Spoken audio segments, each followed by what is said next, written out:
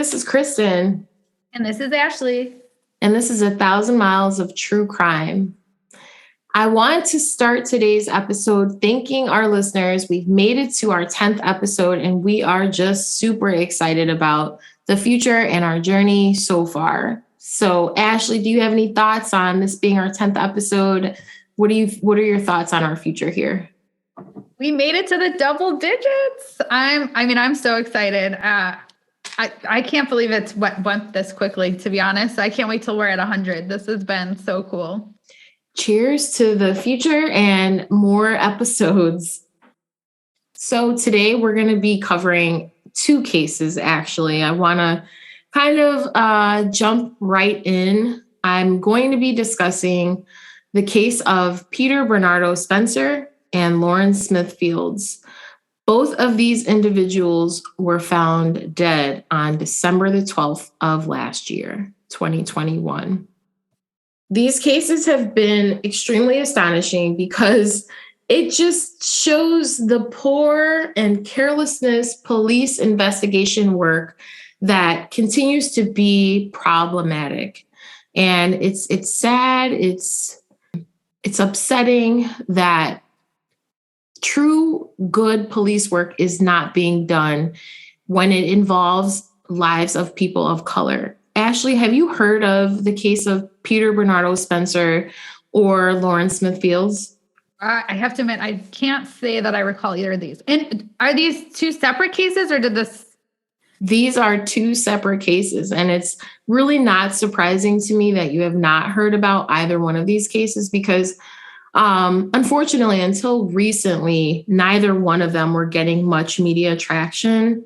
And like we've said before in previous episodes, these types of cases just don't get the attention that they deserve. It's people of color, Black people that died under really strange circumstances, and there's no media coverage over it, or very little media coverage over it. Well, I'm glad you're going to take the time to cover it, because like you're saying, I don't recall it. I'm sure I probably heard like one little news clip on it, but probably needs a lot more attention than that. Yeah. So even us covering, just cases that we cover, I think about the amount of time and the research that we spend looking into what happened, all the details and things of that nature. And in researching both of these cases, there is no way that you can deny that something was really, really wrong in both cases. It's clear as day. And that is frustrating because why is the time not spent looking further into the details of what happened when these types of cases happen? So I'm going to just go ahead and jump right in. Lauren Smith Fields was a young, gorgeous 23-year-old Black woman. She was a daughter. She was a sister, a friend. She was actually a high school track star. She was a beauty school student going to school to become a cosmetologist because that was what she was passionate about. And at 23 years old, this woman's life, she's gone. She is gone. So she lived in Bridgeport, Connecticut. She was a single woman. Like most 23-year-olds, Lauren was on the dating scene. I am so glad that I missed that era of dating apps or like Tinder, Bumble, Plenty of Fish, because I have friends that, are single and that have been on these dating apps, and I have heard horror stories. I also realize that it may be slim pickings out there as far as like potential partners or like dating, like what's available, what's out there. It's slim pickings from what it sounds like. But to think that going on a dating app to like find like a love connection could actually end up with you losing your life. Lauren is on Bumble, and I'm not even really sure what or how Bumble works. I assume it's maybe like swipe left or swipe up, wave or whatever. I think I know this, and I only know this because of Kiss FM, the radio station. So I think this is the one where the girl gets to like pick first, right? Did they mention that? I don't even know. I didn't even dig any further because I didn't want to get in trouble for like looking at dating apps. You're just gonna be like, what are you doing? Why are you looking at dating apps? But I just know that it's a popular dating app, right? They always talk about it. I don't know if you guys know about in this area, if you guys listen to Waiting by the Phone. Do you know what I'm talking about? No, what you have to give me more. Oh my God. I love this show so much. I talk about it all the time with one of our mutual friends because she loves it too. And so what they do is like somebody goes on a date and they think it went, really well for whatever reason. And then like all of a sudden they're getting ghosted. So they have the radio show call and be like, why are you ghosting this person? Like what happened? And then there's always some like crazy ass reason for them like ghosting the person. Like one person, like last week, I think it was, somebody like they go back to the house. They're like really feeling it. They get to this guy's house and he has like 3,000 Pez dispensers and he has them like displayed all over the house. And like, yeah, it was just like too much for her. And I remember somebody else found like a whole thing of Chips Ahoy cookies in the bathroom. So it's all different things, but they're crazy. But a lot of times they're talking about Bumble. Oh my gosh.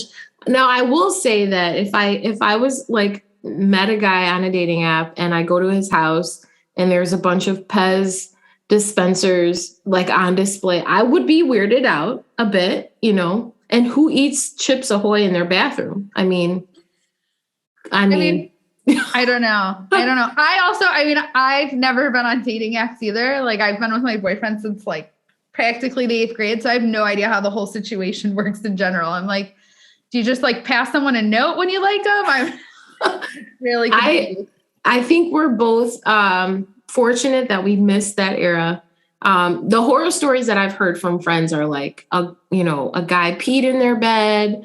A guy was like dating like 5 or 6 different women at the same time. And like telling them that he wanted to like be with them forever and have kids with them. I've heard some pretty gross horror stories. So wait, should we do that? Like people should write in. They should not write in.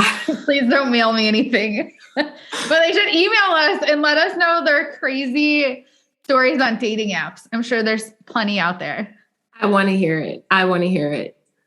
And, she's just out there just seeing like what's out there. And she ends up linking up with a 37-year-old man named Matthew LaFountain. They apparently matched 3 days prior to her death. Matthew, his account of what happened, okay, because that's really all that I have to stand on, is that Lauren invited him over basically what it sounds like is that they were going to Netflix and chill, right? Come over. I think you're cute. Wait, so she had never met him before, but they were going to meet and do Netflix. And I'm sorry, were they going to her house or to his? He was going to go to her house. Okay. So never met before. I do think that the age difference is a bit alarming. Like he's 37, she's 23. But I mean, again, like I said, I've never been on these types of sites before. Maybe that's what she was looking for. Matthew is white, by the way.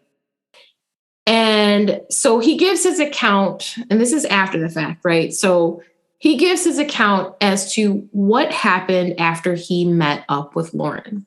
She invites him over at around 9:30 at night on December the 11th.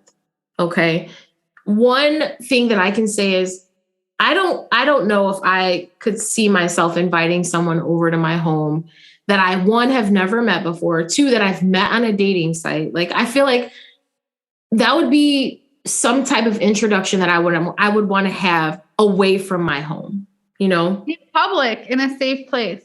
Right. But can I tell you another quick story that we can totally delete? But I don't know if you know this, another one of our mutual friends who's very intelligent. I mean, she has like a master's degree in engineering, and she was gonna meet some guy at like 9:30 at night in like a forest preserve. And I was like, oh, what? Excuse me? Are you just looking to get killed? Right? That's like, whose idea was that? His. I guess that was his idea. He thought it'd be really romantic to take a stroll at night in the woods practically. I was like, no. I'm going to have to say I would take a pass on that, and I would probably block him, because why do you want to meet in a forest preserve in the middle of the night? No, that doesn't sound romantic at all. That sounds scary. But again, we are two true crime podcast hosts, so we are thinking of the worst. He shows up to her house. She asked him to bring some tequila, right? She's like, let's Netflix and chill. Let's have some drinks and have a good time. He comes with the tequila, and they watch a movie, and they play some games, and they ate some food. And strangely, Lauren became ill at some point in the night, right? To the point where she was throwing up. Okay, so she's going back and forth to the bathroom to throw up, and he's still just kind of hanging around. Now, I don't know if he came with food. I know he brought the tequila, but I don't know if he's the one that like came with food or whatnot. But that would be a red flag. Number one, it's your first date. Why am I throwing up? And then at this time too, she's still continuing to drink. So, what? It's not like she's throwing up because she's drunk. She's throwing up because she's ill. And Matthew claims that, this was kind of alarming to him, but he's like, whatever. So I feel like if I was throwing up, especially with someone I really don't know, I'd be like, I'm sorry, you have to leave. Like, I would just be embarrassed, not even like. Right. I agree entirely. It's almost like, okay, we're not off to a good start. Maybe you should leave and we can try and reconvene at a later time or something like that. So Matthew says after she's been ill, they're watching a movie and she falls asleep on the couch and he's still there. That's another red flag. There is no way I'm going to fall asleep with a stranger, literally a stranger in my home. So, I mean, this is all speculation at this point. I don't want to defend this guy because I'm sure I already feel like he's an asshole, but I will just say just thinking, trying to put myself back when I was 23. I don't know. I don't know if I would have let some stranger in my house and like fallen asleep with them. But I'm just saying, like, I could see like trying to like just power through the night a little more. And then if she was genuinely sick, probably not genuinely sick, but if she's sick and not feeling well, and like I could just see passing out a little easier. You know what I mean? Not like now where you've like watched true crime documentaries for 10 years straight. You know what I mean? I think you may have had a different perspective. I think perspective has a lot to do with it. This man is 37 years old and he's seeing this 23-year-old, barf her brains out. She's, falls asleep. That should have been his cue to really exit. Even if she was like, stay or whatever, that should have been his cue to exit, in my opinion, in my 39-year-old mind. Or you get someone else there to help her. Like, can I call a friend or your mom? Yeah. Or even still, if you're that ill and you're not sure as to why she's throwing up, I would be like, well, do you want me to take you to the urgent care or the ER or something? Like, are you sure you're okay? Well, that's unfortunately not what he did. Instead, after she had fallen asleep on her couch, he decides to carry her to her bedroom, put her in the bed, and get in the bed with her and go to sleep. Oh. And she's at 23 years old. She's not 2. You're picking her up and she's not waking up at all. Yeah.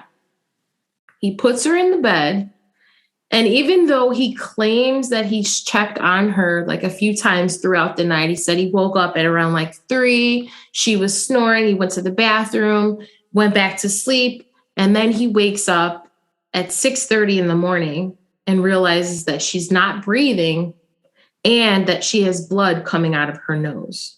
At this point, I'm like, I need more. I don't have it. Like, what did they eat? Who brought the food? That's not a sign of food poisoning, right? Like, yeah. Did Lauren ask Matthew to stay the night? You know, did they have sex? Who is this man? Like, you know, do we have some background on who he is? Does he have access to certain types of medication or prescription drugs or whatever? Is like, who is this man? And I'm just like, I need more. Like, what else happened? Right. Well, to touch on one thing you said, did she ask him to stay the night? Like, I feel like if she asked him to stay the night, like he would be making that abundantly clear to the cops, right? Like he'd be like, well, she asked me to stay the night and she wasn't doing well. So I felt like I had to stay. Like, from what I'm understanding, she's not saying that. So I'm not buying for a second that she asked him to stay the night. I mean, he's saying she was passed out and I carried her. She's so passed out. I carried her to her bed. Matthew calls the police that morning and medics get there. They pronounce Lauren deceased, and Bridgeport, Connecticut police, that's where this all happened at. They show up, they interview or have like a consultation with Matthew, and he's visibly shaken, clearly. Like that's what the medics say. That's what the police say. He's shaken. But he's released. There's no investigation done as far as looking at the scene of the crime or the scene of where her body is found and everything. It's like, okay, you've had a consultation with this man, Matthew, and he's told you his account of the story, but Lauren is deceased. So you just have his story. So I would think, in my mind, and I'm not a police officer, you're still going to want to do an investigation. You're not just going to want to take this individual who is clearly much older, and this is his first meeting with Lauren. You're going to want to ask some more questions. You're going to want to do some investigating as far as the scene of where her body is found. That would be my thought process of how that works. Well, I would just assume she's 23. That's like a suspicious death no matter what. Exactly. I mean, unless she has some unknown underlying condition, I mean, they should be heavily researching this. Why would I? And you said, if I remember right, she was in track. I mean, she's probably pretty healthy. Everything that you said, yes, all of the above. It's got to be some type of eyebrow raise of why would a 23-year-old just die? Sick or not, you know what I'm saying? What happened? More questions should have been asked. More investigation should have been done. Yeah, I'm just saying, even if he really was just somehow in the wrong place at the wrong time, like something happened, like no matter what. She didn't just start bleeding from her nose and die. Yeah, well, I will get to that. So I do want to say, I hate to say this, but the Bridgeport, Connecticut police, they have a reputation for discrimination. And I have to add that, you know, I'm not really surprised, but what I am baffled, surprised, and bothered by is that Matthew was questioned and that he was released. Why did the Bridgeport police fail to notify Lauren's family of her death? What? So here's how this plays out. They come to the scene. They clear Matthew. He's released. And instead of the Bridgeport police contacting Lauren's family, they instead contact her landlord of where she's living, notify them that, you know, she's deceased, and the landlord puts a note on Lauren's door saying, if you are trying to get a hold of Lauren, call this number. So the police explanation as to why they did not contact Lauren's family is because the only time that they would need to do that is if they needed help identifying who the deceased person was. Is that true? Is that that's not a standard process, is it? I would think not. I mean, that it's like common decency to call someone. I would even think the coroner, the hospital, I mean, her body was removed from her place of residence. So someone had to know, like, yo, she's probably got a mom and a dad that are probably worried or wondering what happened to her. And that is true. Lauren's family, they were trying to get a hold of her and they weren't able to get a hold of her. So they were so concerned that they drove over to her house. And when they got to her house, that's when they see the note on her door that says, if you're trying to get a hold of Lauren, please call this number. Now, if it's me, I'm going to be terrified at that point. If I go to my child's home and I see a note on the door that says something like that, I'm going to be like, what is going on? So her mother calls the phone number and the landlord proceeds to tell her that her daughter is deceased and passed away the day before. That's horrible on so many levels. I mean, that poor mom. But also, how is that the landlord's job? You know what I mean? Like, that had to have been a horrible situation for him to have to tell her that too. Oh yeah, no, I agree. The words that I used for how her family was, that's the coldest, most trifling thing that someone can do, is to find out that their loved one is deceased in that manner. There's no empathy there. There's no common decency even there to find out that your loved one died in that way, being told by her landlord versus the authorities or the hospital, or, it's like you walk into a shitstorm. Yeah, I would assume, again, maybe I'm wrong, that police officers and these people are trained on how to properly give this horrible information to somebody. Like, a landlord is not trained on how to say, your 23-year-old daughter was found dead and we don't know why. Exactly. I thought about it and I played it out in my own head of, my kids know that if I call their phone, they better answer the phone. I'm going to freak out, or I'm going to be calling their friends. Do you know where they are? Have you talked to them? I would be freaking out just as equally. This note, I'm not kidding. I'm literally, it says, if you're looking for Lauren, please contact this number. And that is how everything else kind of unfolds, of finding out that your daughter died. So after the landlord informs her mom of this information, she then proceeds to call the police, the Bridgeport police, because she's like, what the heck? Why wasn't I notified? What happened to my daughter? I need details. So she calls the police and they tell her that Lauren was on a Bumble date at her home with Matthew LaFontaine, and he woke up and she was deceased. Of course, her mother is like, well, was this guy interrogated? Could he have possibly done something to my daughter? And the police proceeded to tell her mother that he was a really nice guy and he is not a suspect. Wow. Is he rich or anything? Does he own half the city? Is there even any reason they would be treating him like this besides him being a white man? No. Just a nice Just man. a nice guy. That was literally their words. And I'm sure that that was horrifying for her family to hear.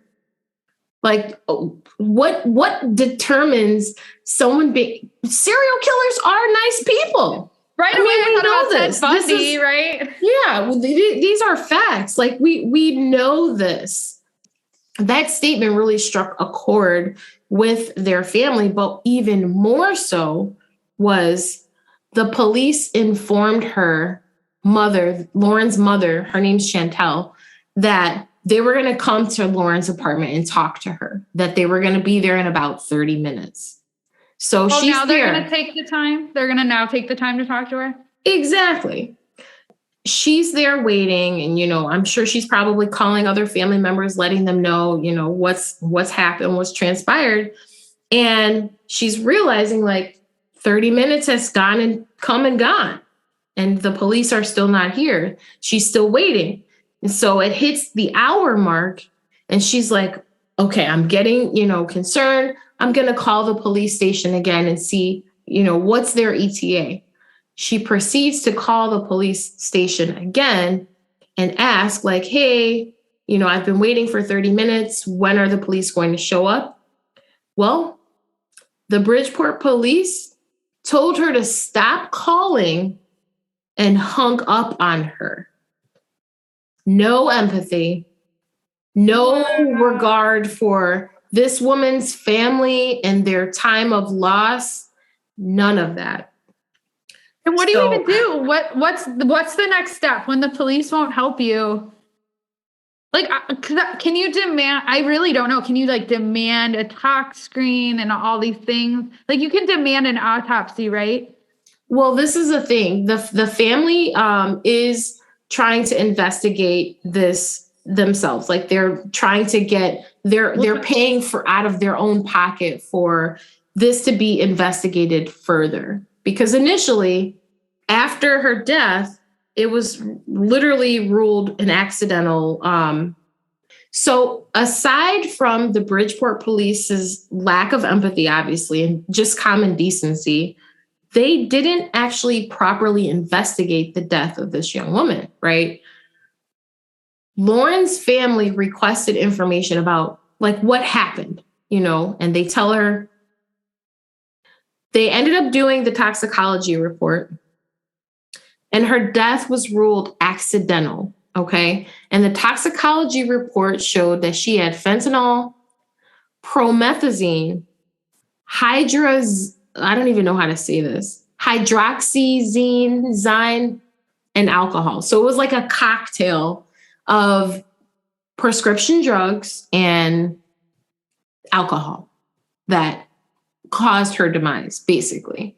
Now, this is a 23-year-old woman that's in college, that is an athlete, that has no prior drug history of or any history of being a drug user.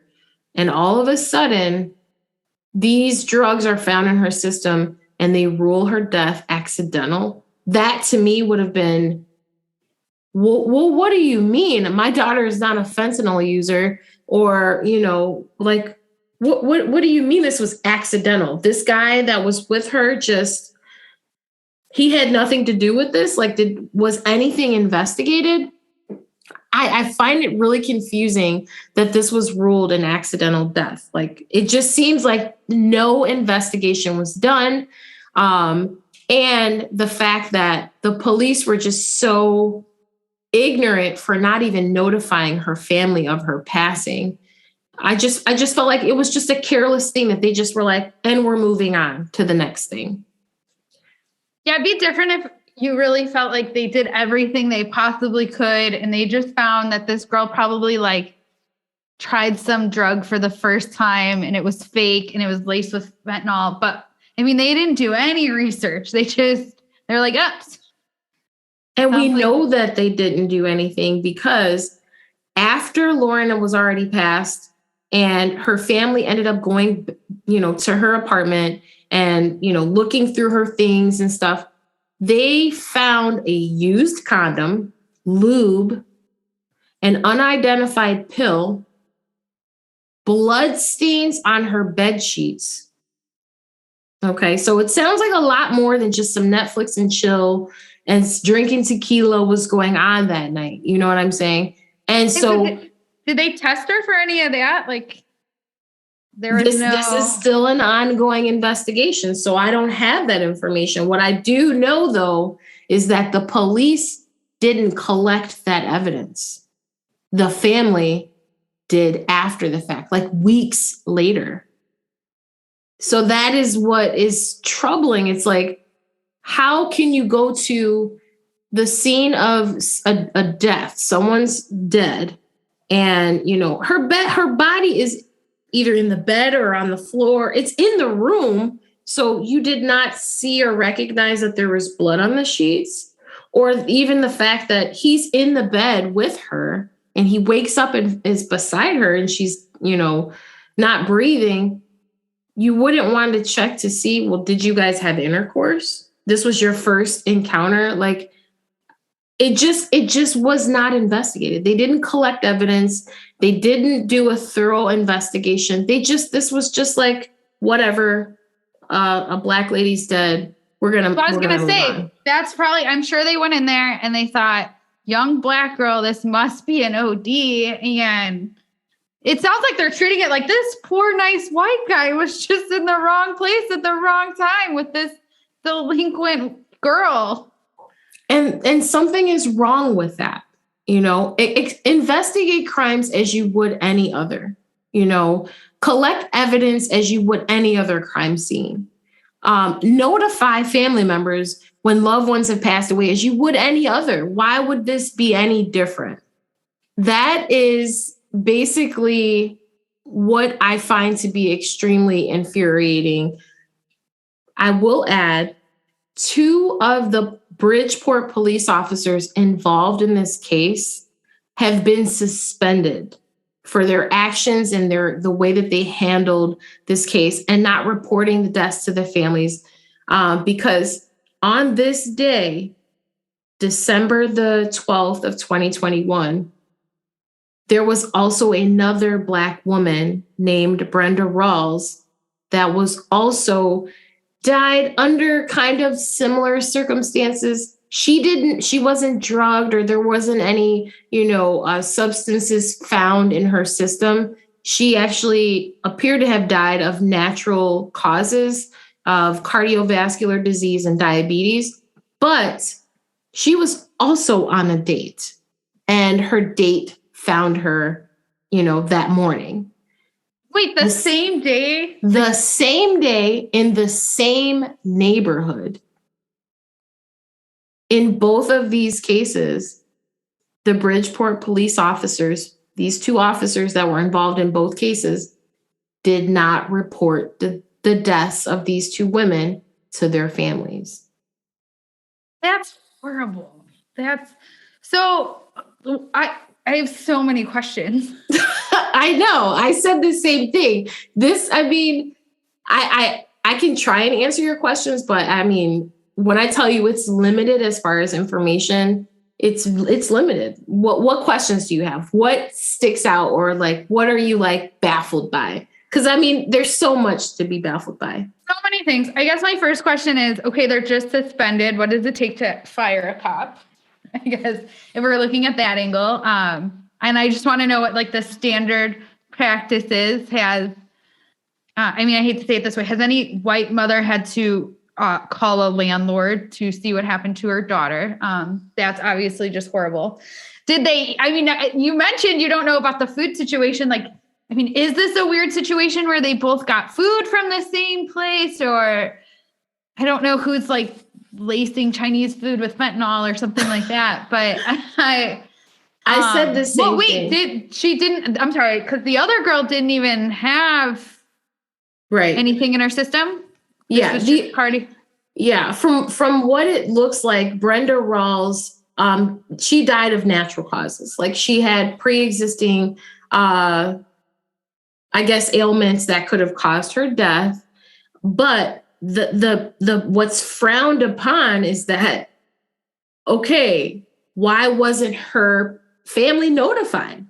Like they just carried on with their day. These officers just carried on with their day and just said to hell with notifying this woman's family.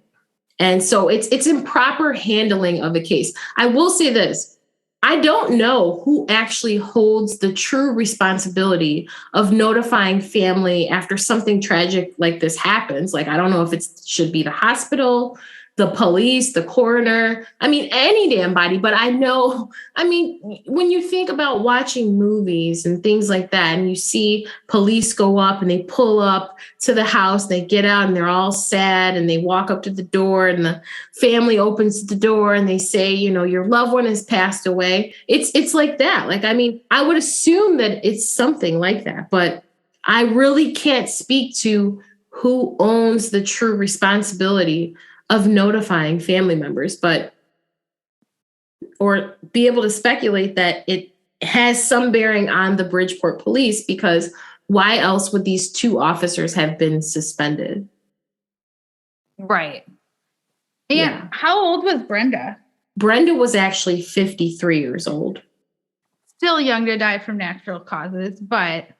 Yeah, but there weren't any substances found in her system. There didn't seem to be any foul play at all in that case. The only foul play in that, was that the police didn't properly handle the situation by notifying her family. Like, they found out a day and a half later, same as Lauren. So it's like these two women died in the same neighborhood. They're both Black, and both of their cases seem like they were just like shrugged off. Like it was of no importance, that their lives held no value.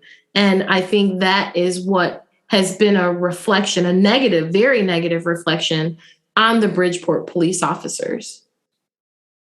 For Lauren's case altogether, her case was originally being ruled as an accidental death because of what was found in her system.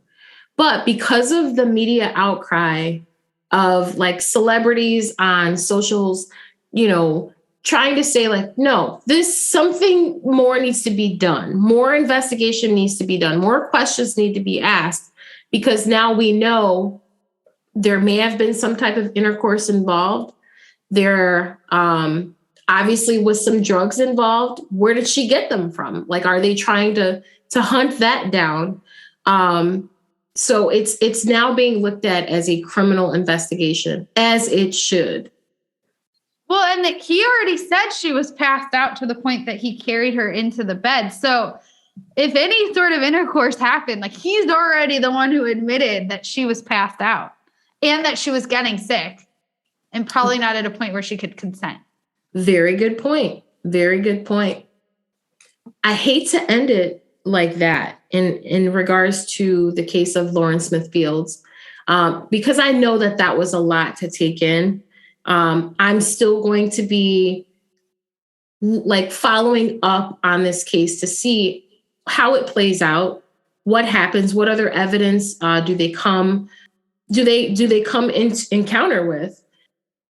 So this is unfinished. And I hate unfinished things, but I'm sorry, it's going to have to be unfinished. I do want to add another individual died on this same day. And his name is Peter Bernardo Spencer. Peter was a Jamaican immigrant living in Pittsburgh, Pennsylvania. And, he had been living in Pennsylvania since he was a teen. He was said to be like a dreamer, a lover of nature. His fiance, Camilla King, she was actually pregnant with their first child. And so he was about to enter into fatherhood. He also had a passion to like cook for people. And he had hopes to open a restaurant with his mom, serving Jamaican food to people. He loved that. But unfortunately, Peter Spencer's dreams were cut short. Peter was actually invited to go on a camping trip by one of his coworkers from a previous job named Nathan Meyer. And Nathan invited 3 other people on this trip. Peter was the only Black person. Where they're at in Pennsylvania is like a very rural area. So Peter is, in Pittsburgh, it's not as rural. Their camping site is 85 miles away. Okay, so like in the middle of nowhere. And this area, these rural areas of Pennsylvania are known for being sundown towns. They're known for having a large population of racist people. Like it's known, like it's a targeted area. But for whatever reason, Peter, he felt comfortable joining this trip with his coworker, Nathan. He's like, I am a lover of nature. I love being outdoors. I love being one with the outdoors. So, he seemed like he had no problems or no reservations about joining this trip. And then too, Nathan, he had met Peter's family. He had met his mother. He had met his fiance. He had been to his home. Peter had fed Nathan. So I think his comfort level was like, yeah, this is my friend. Like like we're going on a camping trip. And I don't even think it was like intended to be a full camping trip. It was like, let's go out to the woods. My family's got some property out there, because it wasn't intended to be like an overnight type deal. It was like, hey, I'm going to come out, hang out with you out here in the woods, and then I'm going to go home. Peter didn't seem alarmed at all. Okay. I forgot to add that Peter is 29 years old at this time. Okay. So at 29, you're comfortable in making decisions on going trips with people or whatever. Like you feel like your circle, the people that you're around, and you're not going to put yourself in an uncomfortable or even unsafe situation, at least that I would think in thinking back to my 29-year-old mind.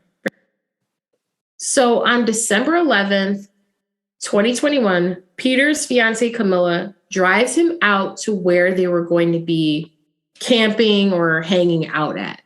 Like I said, this is about 85 miles or so from Pittsburgh. It's near the Allegheny River in Venango County.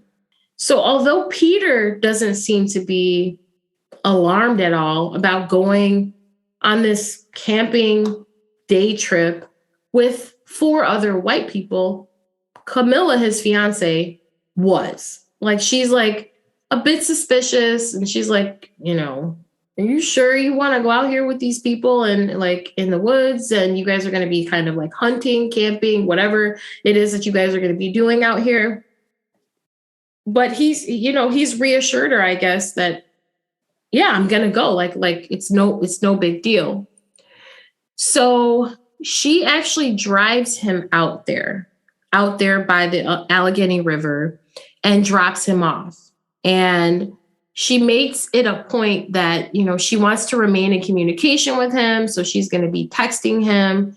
And so shortly after she drops him off, it's like around 2 p.m., he texted her saying, hey, I'm just going to stay the night. You can come back and get me in the morning.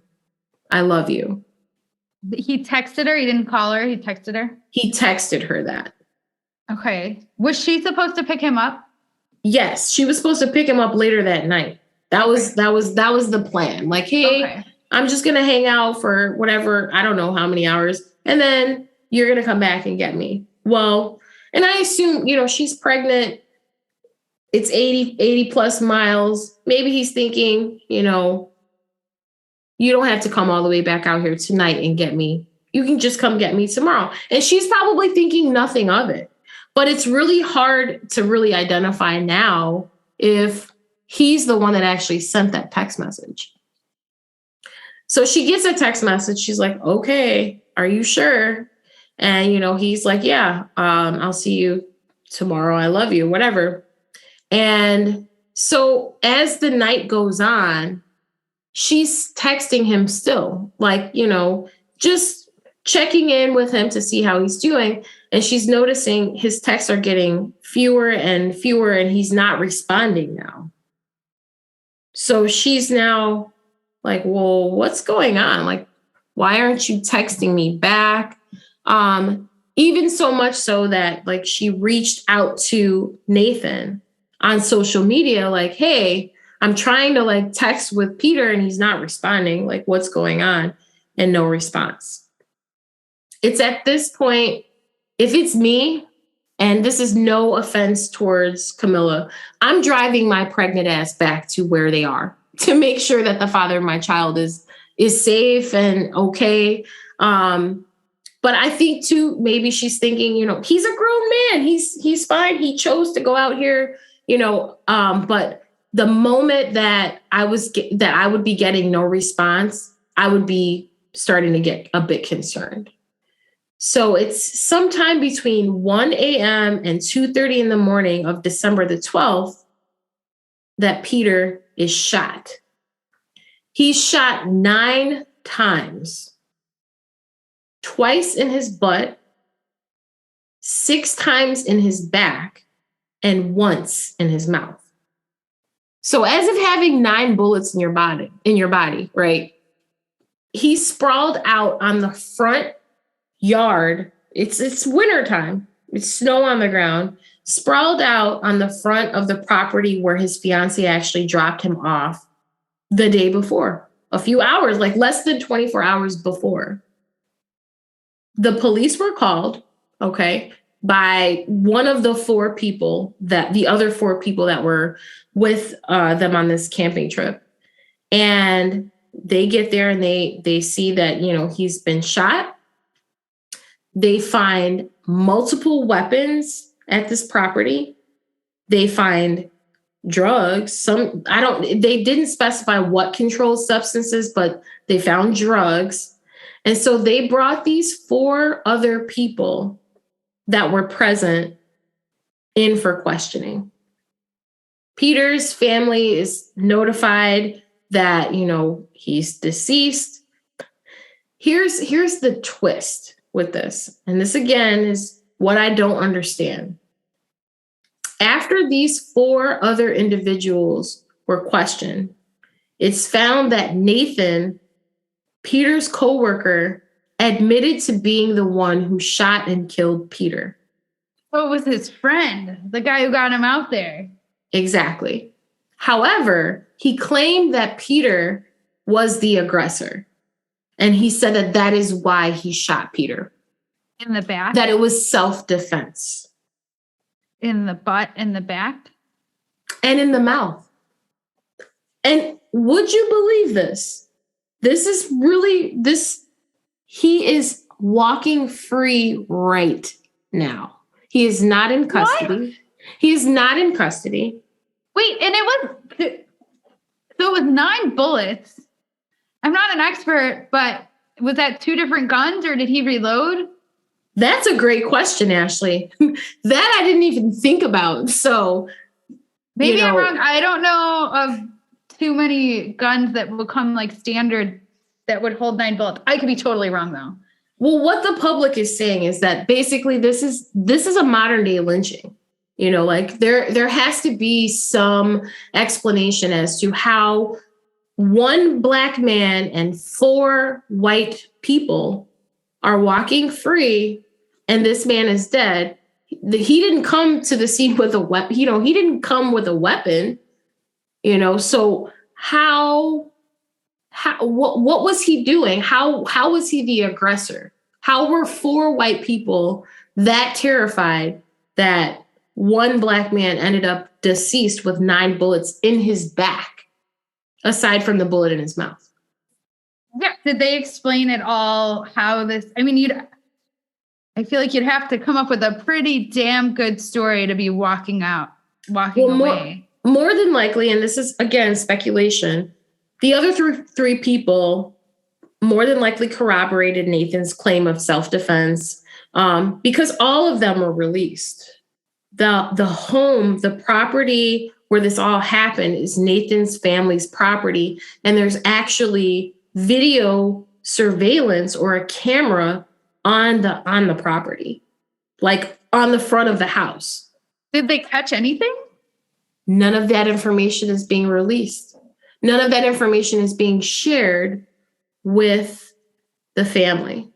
So, and you know damn well, just historically looking at media and the way they release this, that if he truly was the aggressor, you'd be seeing it constantly. Like it would be plastered all over the news. Absolutely. And I want to ask you this too. If this situation were reversed, if Peter was white and these other 4 individuals were black, would this have been how this was handled? Oh, those 4 black people would be in jail. Jail. Yeah. They would have shut that entire county down till they found him. Yeah. It's unbelievable how unfair and unjust things are, from policing to judicial system. It's not right. And I don't have the answers. I don't have the solutions on how to fix it or how to make it better, but you have to see that it is not equal. It is not fair. It is not,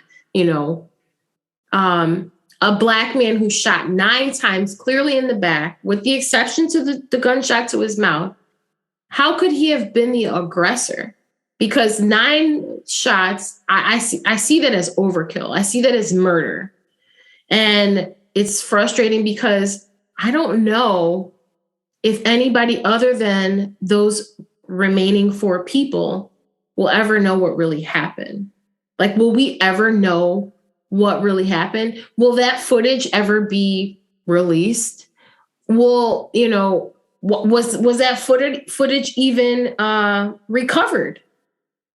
I want to understand some of like the ballistics here. Like, can they tell where the first shot was? Oh yeah, they did the ballistics too there. Okay. And so they do know that the weapons that were on site were the ones that indeed. But do they know, can they tell was he shot in the back first or was he shot in the mouth first? So that's the thing. Remember how I said they're in this rural area of Pennsylvania. The statements that have been made is that there has been tampering done so that you can't identify whether it was an entrance wound or an exit wound. So you can't identify if he was shot in the back or shot in the chest.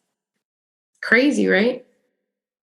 The depths that people will go to make things or curb things to go in the direction that they want them to go in. I can't even say that it's shocking, because we've seen it. I mean, we do this. We listen to podcasts and we read news articles and we see it and we know that it happens. So Peter's family, they have hired their own forensics investigator. And from looking at the autopsy photos, even that individual has said this man was hunted. Now, I will say this. There is an investigation that is still underway. They said that, it could take however many weeks. It's been over 11 weeks since this happened, and no one is in custody, even though Nathan admitted to shooting and killing Peter in self-defense. So I think about the petty crimes, think about nonviolent crimes, and they'll just throw your ass in jail. They're like, well, we're going to wait till court. We're going to wait till there's an arraignment or whatever.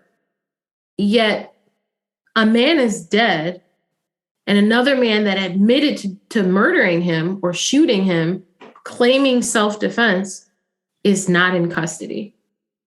I will say, typically with like a petty crime, it's a lot easier to prove it very quickly, and you can just like move quickly. So I'm hoping that they're just really doing a full investigation, and that takes a lot longer than we're used to seeing on like Law and Order SVU. You know what I mean? But especially after hearing now this third story, I'm not very confident that that's what's going on. I mean, that's just hoping. The other thing I have to think about is like, all these tests aren't cheap, you know? So like when you expect the family to be investing money into this, you know what I mean? Like it's not cheap to get your own ballistics expert and all of these things. And you're never going to be able to do as much as the legal system could. So, it's like heartbreaking to hear that they're even having to do that. And just knowing that no matter what, they're going to be more limited than the cops that should be doing their jobs. Absolutely. Without a doubt. I don't understand why it's so different when a Black man has been murdered in such a way. And so it just brings me back to like how they'll just throw. I see your point. I see your point of what you just said, but I don't get it. I don't get it. And then factoring in the controlled substances that they found on this property, the multiple weapons that they found on this property. I don't get it. I see this as plain as day, as this was murder. And it just doesn't get any clearer than that for me. And the part that hurts the most about both of these cases is the lack of blatant disregard. Law enforcement they've proven that they just don't care about these people of color's lives. It is of no importance to them. Yeah, I feel like if they had any sort of evidence that he was truly attacking them, you know what I mean? If there was any evidence, they would be releasing that. So I have to assume that there's really none, or it's like one guy with a paper cut trying to say, see what he did? Like we had to shoot him 9 times. Well, then too, I mean, just from news outlets going to the property where this happened, and you can see on the door of the home, it says, look up, you're on camera. And there's a camera above. There's also a sign that says, we don't call the police, with a hand holding a gun. That's on their front door. That's on their front door. And I get like, you feel how you feel about, the right to carry and all that. I get that, but I'm like, you're in Texas, Kristin. Don't you? You can't oh yeah, no, I mean, yeah, no, I'm don't get me wrong. Like, I'm like so, man, I don't know. These two got to me, Ashlee. They got to me bad. Yeah. To be honest, I do kind of remember the Lauren Fields case. You definitely opened my eyes. There was a lot more information I didn't know. That was one of those ones that you like heard about too in the beginning, and then you just like assumed that in the end they realized like, oh, we messed up. We got to go back and arrest that really nice guy. But yeah, no, I don't even remember hearing about this Peter Bernardo case. Like I don't remember even hearing about it, which is like, again, just another level of tragedy that they're not covering this. They aren't. I mean, the only reason I think, and I can't say the only reason, but Lauren Smithfield's case really got kind of brought to the forefront that they needed to reopen the, investigation is because, believe it or not, Cardi B went on Instagram and was like, what the hell? Like, are y'all for real right now? You know how Cardi was like, for real? Y'all are not going to investigate this woman's death after a Bumble date and all these drugs found in her system, a perfectly healthy 23-year-old. So, I mean, media outcry, media frenzy, protest. I want people to know what's going on because I don't think it's out there like it should be. I think I definitely agree. It's not out there like it should be. I also think that sometimes there's this like perception of like, that's a problem in the South. Like, you know what I mean? So I like that. Not that I like that you covered these cases, but like Bridgeport, Connecticut is not typically what I think is so almost that like stereotypical sundown state. sort of situation. You don't think of Pennsylvania, you think of Kentucky. But clearly this is a problem everywhere. With both of these cases still being under investigation, this much later, 11 weeks later, I will continue to monitor and I hope to have an update on the outcome of both of these cases in the near future. But that really concludes it. Like, I hate not having closure and I hate not really knowing the finalization of what happened. But I just wanted to really bring attention to both of these cases. And I promise I will keep you guys updated on whatever else happens or transpires in both cases. That brings it to a close for me. Ashlee, what did you think? I'm like, don't end. I still have so many more questions. And I think it's crazy that Cardi B is the real hero in today's stories. But I think, thank God for the Cardi B's out there trying to get these cases reopened and covered in the media. Cause like we've just talked about for over an hour now, that these aren't being covered and they're not being investigated and they're not being treated properly. And these families are not being treated properly. And I just hope we start to see some change. I do too. It's crazy that a music mogul has to use their platform to bring attention to something like this when, it's like, it makes so much sense. Just do your job. Just do your job. That's the sad part. They're not even asking them to go above and beyond. It's like, nope. Just do your job. Just do your job. Happy 10th episode, Ashlee. We did it. Thank you so much for covering these cases, Kristin. Yeah. And thank you to our listeners so much for continuing to support us. Please continue to rate us on all listening platforms. We appreciate the support and, keep listening. We got more for you.